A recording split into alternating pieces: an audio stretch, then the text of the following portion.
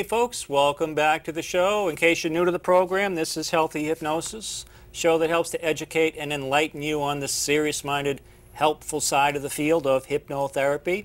Every once in a while we deviate off of the hypnotic highway and we journey down other paths and routes and bring in other guests who may not be in the field of hypnosis. It just satisfies my own interest and curiosity, and it's an opportunity for me to get my friends on television. So this would be one of those days. I'm happy to introduce Kate Genovese, who's been here before. Mm-hmm. You're back for round two. Round two. You must like it, right? So you came back for more. We had fun last time. Yeah, we did, didn't we? Yeah, that's good. It's been a while, and you. Right. I'm going to read Kate's little bio here. Kate is an author. She's a member of the National Writers Union. She's the author of 3 books, 30 Years in September, A Nurse's Memoir, and Loving Joe Gallucci, Love and Life with Hepatitis C. And the 3rd book, and I think the most recent, is 2 weeks since my last confession. You're also a nurse. I am, registered nurse. You work in home care? Yeah, I work for Hallmark Health and Hospice in Malden, a manager in the office, so yeah, it's been good. It's great that you have a job like nursing because there's no stress and you have a lot of spare time to work on your writing, right? Oh, sure. Yeah. Right. I got to wake up about 4 in the morning to do my writing. Is that right? I do a lot of my writing early in the morning. I know we talked about this before, but we have so many new viewers now as the show continues to grow and expand. So how long have you been writing? I started writing, well, first of all, to back up, I always loved reading. When we were growing up, I grew up in a big house, big family, and my dad and mom would make us read books. We had to as a requirement. And then would either have to do a book report or tell a story about the book and act it out. Really? So we had to do that. So I loved being a storyteller, so I'd act everything out of, you know, the Nancy Drew books, whatever I was reading. So it was a lot of fun. But in 1995, I was going through a little bit of a difficult time, and I decided to get some help. I went to a social worker, and she said, you know, writing is very healing. She said, you should try it, just sit down and write. So, I mean, I had read so many books my entire life.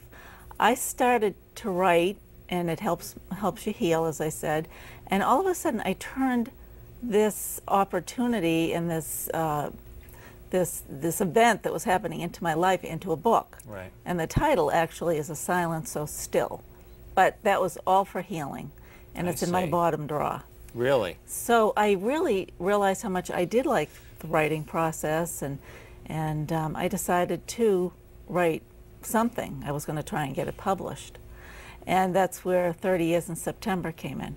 Well, on that subject, let me read the description. Yes. And then you can go into detail. Yeah. 30 Years in September, a nurse's memoir. Kate's memoir describes the adventures of her nursing career, the struggles with addiction, and the rewards of recovery. It carries the reader through the 80s and 90s, where she writes about her struggles with the healthcare system, as well as the hilarious anecdotes about nursing mishaps, truly magical accounts of near-death experiences, and tales of strength and hope and courage in the world of sickness and death. That makes me want to read it. Yeah. Well, being a nurse, you might. Right. Yeah. Yeah, that was interesting how that came to be. I really, you know, I was a visiting nurse then in the Arlington Visiting Nurse Association, but I was out on the road, and I actually did the Burlington area. So I had a patient that I would go see, and his name is in the book, and I know he wouldn't mind me mentioning his name, Joe Lombardo. Young man in his early 40s who was a school teacher. He was a diabetic. He became legally blind, and he had had a liver and pancreatic transplant. And I'd go into his house because he developed wounds. Right. I'd go in his house twice a day. And I watched this guy get depressed, and it was bothering me. So I would just tell him funny stories of nursing. And, you know, sometimes I'd have to call other patients from his house, and he'd hear me, you know, hard of hearing patients, and I'd be screaming in the phone at them. And he was just getting a kick out of it, and he kept saying, why don't you write these things down? Really? That's where the seed was planted? Yeah, so I boo-hooed it at first, but then my mom died that September, and I had to go up her attic and clean it out. That was my job. So I went up there, And all of a sudden I saw all my nursing books when I started school in 1970. And I said, oh my gosh, look at these. And I looked through them, and you know, all these memories came back of how I tried to talk my parents out of making me go to school because I wanted to go to Woodstock.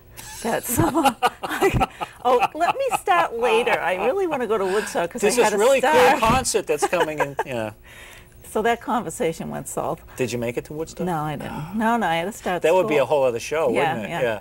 So anyways, that's how it came to life. I realized I didn't have to write all about nursing. Right. And so it became this story of my life as a nurse intertwined with personal events. Like I did get mixed up with drugs a little bit in the early 70s, lost my license to nurse, got it back, and you know, it was over with. Yeah. So that was healing in itself. Right. But it was fun to write. You know, I interviewed a lot of my friends that were nurses, and it's a lot of laughs too. It really is. How long was that project, the first book? I started that in 1998, and it was published in 2001. Wow. So really not too long. It took me about a year to write. Finding a publisher was the hard part. Yeah. Very hard. And I finally found him, and it came out a year after that.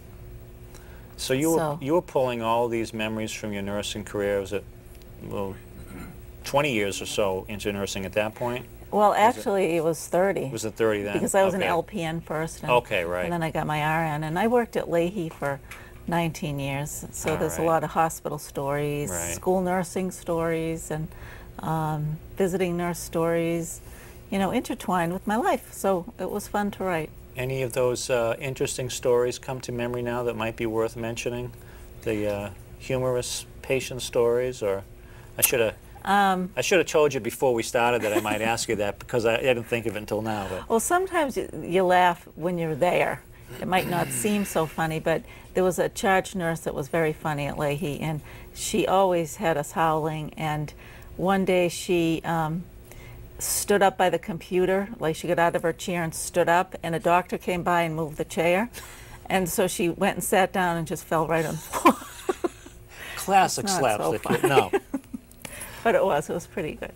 So did that make it in the book? Yeah, it did. Of course it did, in the book, yeah.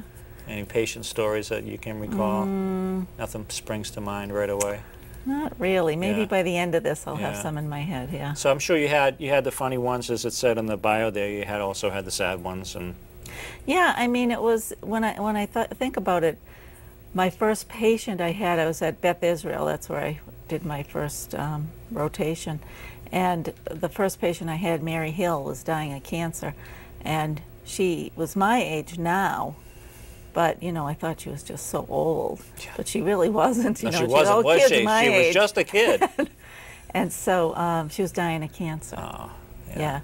And so it was hard. I remember being a student and saying, oh, I can save her somehow. I mean, you know, this treatment's going to work. And I remember going home that weekend and telling my mother about it. And I said, but she's going to get better. And my mother said, I don't think she's going to get better. You know, you better face up to this. If you're going to be a nurse, you're going to have to face this stuff.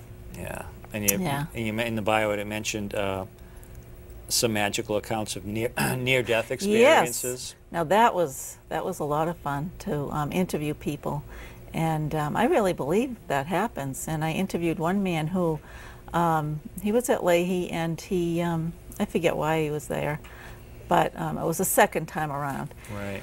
But his first time, he had a heart attack. He was playing pool with his friends, and all of a sudden he collapsed, and he was young. Right. And his friend, who was a physical therapist, did CPR, and he had a near-death experience. And he was brought right to the light, and God said, you get back, you take better care of yourself, you turn your life around, because he said he was a pretty selfish guy. So he became very religious and kind of turned his life around. So he came back to consciousness with that directive?